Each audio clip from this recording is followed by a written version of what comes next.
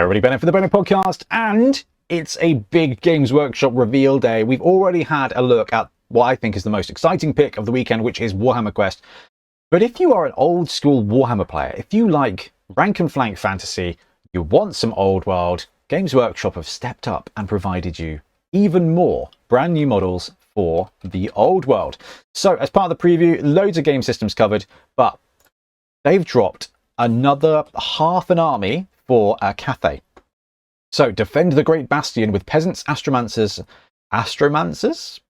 Astropaths maybe, and really loud guns. So the Empire of Grand Cathay has made its power known in the old world, but back on home turf, disaster has struck. The Great Bastion is under concerted attack from the forces of chaos. Okay, so at home, the Cathay Grand Bastion is being attacked by chaos, and should it fall, the will of the Celestial Dragon will shatter with it.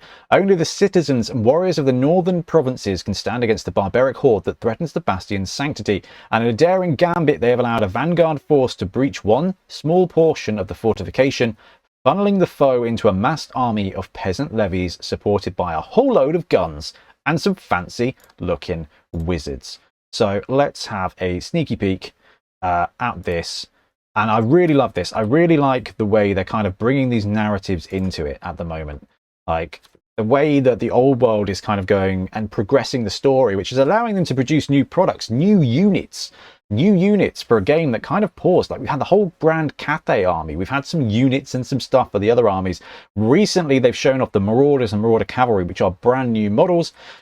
And I'm guessing they're the ones that are attacking the Grand Bastion of Cathay. Okay, so here's the first shot of some of the new units. And this is really interesting because when the first wave of Cathay landed, there were no handgunners. There was the cannon and the rocket battery, but there was no line troops. Now they've got Giselles. They've got these pavises here with some big old snipers.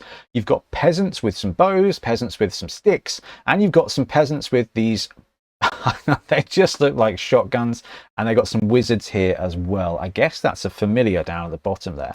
They have absolutely followed up their release and flexed it out. So not only can you have yeah, that's a very cool, oh, it's like a little Kenku, like a little raven demon thing, and then you've got the line troops with the shotguns. You've got their wizards, the Astromancers, and I just love that they've done this in two sort of waves, right?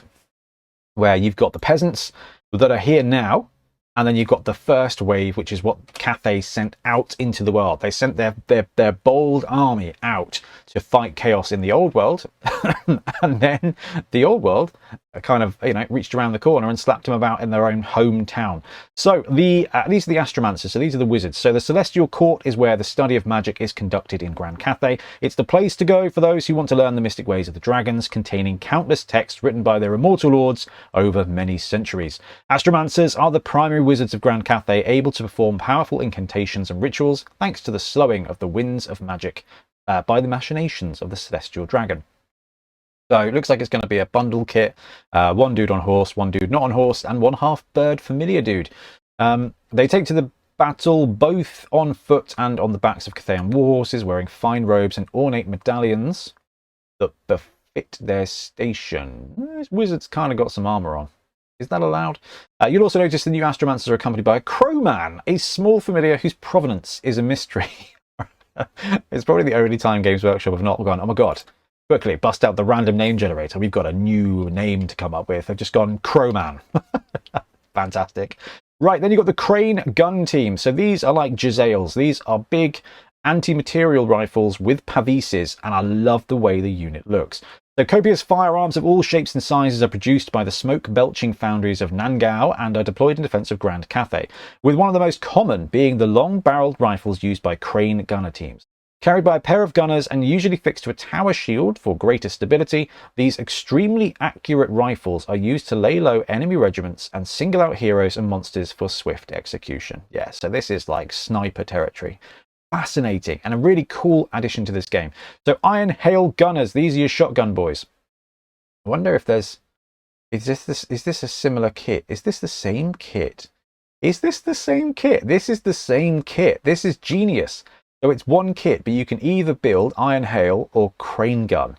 Very clever, which means you've got a 8 6-man unit. Interesting, they've only got 6 of these guys to show off here. More deadly still are the heavy blunderbusses lugged into battle by the Iron Hail gunners. Far shorter range than the crane gun, they are frequently used to protect an army's flanks from cavalry charges or to mow down enemies in the tight-knit confines of cities.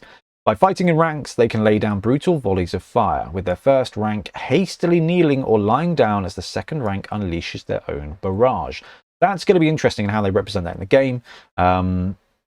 Whether they're going to have quick reload, whether they're going to have move and shoot, maybe they're going to have rapid fire. That's going to be quite interesting. Then you've got the peasant levies. So Grand Cathay is populated by hundreds of thousands of people, many of whom live outside its great walls in villages and small settlements. When the celestial dragon demands it, a province must be able to raise a large peasant levy to aid the more well-equipped and professional armies. What they lack in skill, they make up for in effort, wielding long spears and warbows en masse to prove their worth to the dragons who rule over them, even creating flowing cloth banners that ripple in the wind like their masters. Oh, cool. Yeah, that is cool. Look at that. Look at the banners they've got there. There's some quality design going on here. This is really, really, really cool. So these guys are your militia, basically. They're just low quality dudes, and looks like they are plentiful. It looks like 30, so I imagine it's 30 in a box. Is kind of the game's actual way. So Grand done that bit. Defenders of the Great Bastion Army Reinforcement set. So this is the new box set that comes with all of the stuff. Looks like you get 10, 20 of the spearmen, 10 archers, but I'm assuming it's a dual part kit, so you can flex one way or the other. And then 8 of the long muskets, and then 1, 2, 3, 4, 5, 6. So that makes me think you could potentially go, so 12, 8 of those. I wonder what the split is for parts on the sprues. But yeah, and you get the 2 wizards and the Crowman, who is everybody's favourite new mascot. So you'll be able to muck in with a defence or expand your existing Grand Cathay army with the Defenders of the Great Bastion Armoured Reinforcement set, which will be the first place you can get these new miniatures. It contains 53 individual models split between 2 heroes and a familiar, a unit of 8 crane gun teams, 12 iron hail gunners, and a mass of 30 peasant levy. Yeah, the individual sprues I think are going to be quite interesting, because that will absolutely flex how you can build stuff. Right, Arcane Journal, the breaching of the Great Bastion. Now remember, this is the second Arcane Journal that we are pending on release for Warhammer, the old world. We've got the Marauder one that was shown off maybe a fortnight ago, maybe a bit longer than that, with the new Marauders and the new Marauder Horsemen. I'm assuming the narrative is tied together, which is why that book is not already out. Interesting one. So the breaching of the Great Bastion, profiles for all the above units will be present in Arcane Journal, the breaching of the Great Bastion, an upcoming 48-page supplement that focuses on the defence of Grand Cathay by the common folk of the northern provinces.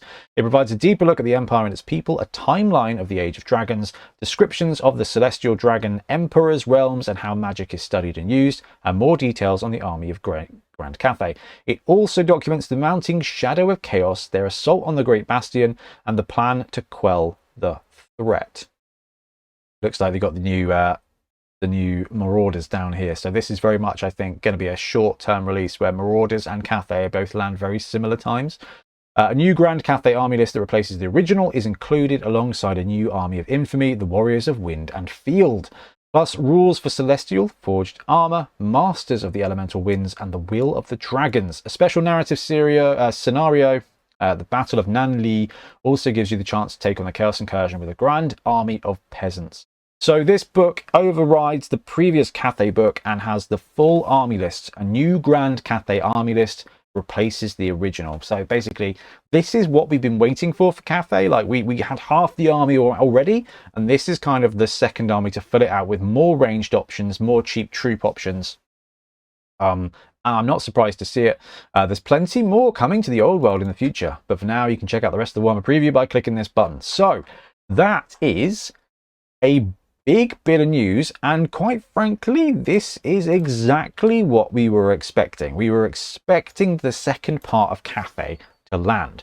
So while I really like the models, I'm not surprised. It is a lot of infantry, but that fits in really well with the theme here. So this is kind of like, here's the splash release. You've got cavalry and foot knights and cannons. And now the way they've molded this into the narrative, I do really like. So we've got the, let's bounce out of this. Let's go over to here. Let's see if we can track down the previous Old World article, because I do really like the way they're using the narrative of everything there. Right, flipping, flopping there on the homepage. Bring chaos to the old world with a horde of rampaging marauders. So we are waiting for this, the Raising of the Westerland book. So they're not linked, because this is attacking Westerland. So that's an interesting one. I thought they were tying the narrative together, where you've got like the new guys coming in and then they're going to be attacking Cathay. So you kind of create a new theatre of war, which I think would be really good for the old world. Everyone loves the old world, but if you want to add design space, and you've got the new world over here with Cathay, obviously, from a Warhammer point of view, it's not the new world, but it's a new world in the old world where they could kind of open up with more units and maybe sub-armies and things like that if they want to sell more models. But you've got this one pending with great new units and this monstrous new release for Cathay. But this is a real filler army. So, interestingly, the rumours that have come out, there's no War Mammoth.